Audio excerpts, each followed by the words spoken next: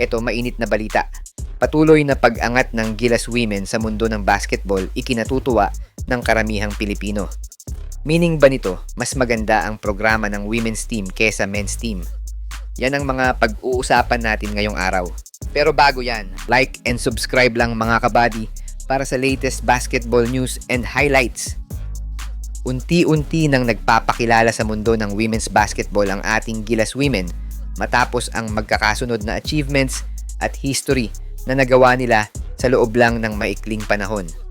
Matapos nga ang pagbawi nito sa Corona last SEA Games, agad umarangkada ang Gilas Women nang makuha nila ang history matapos nilang iuwi ang silver medal sa last FIBA Asia Cup 3x3.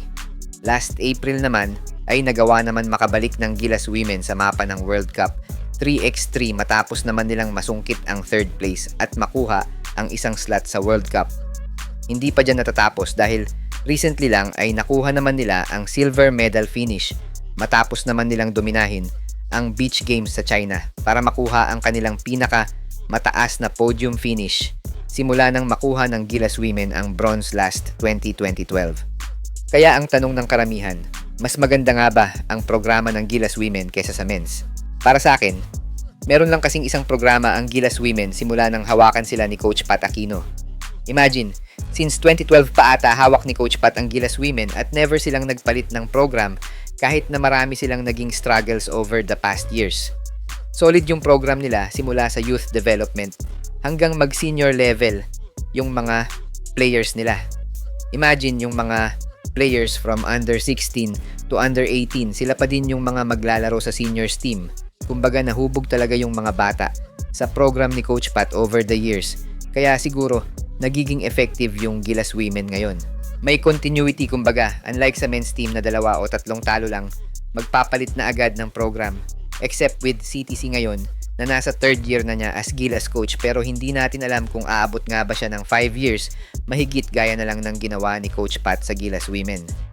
Mahirap din kasing ikumpara talaga ang women's team sa men's team since magkaiba ang mga powerhouse team ng 2 division at magkaiba talaga ang style of play lalo na pag-usapang pisikalan.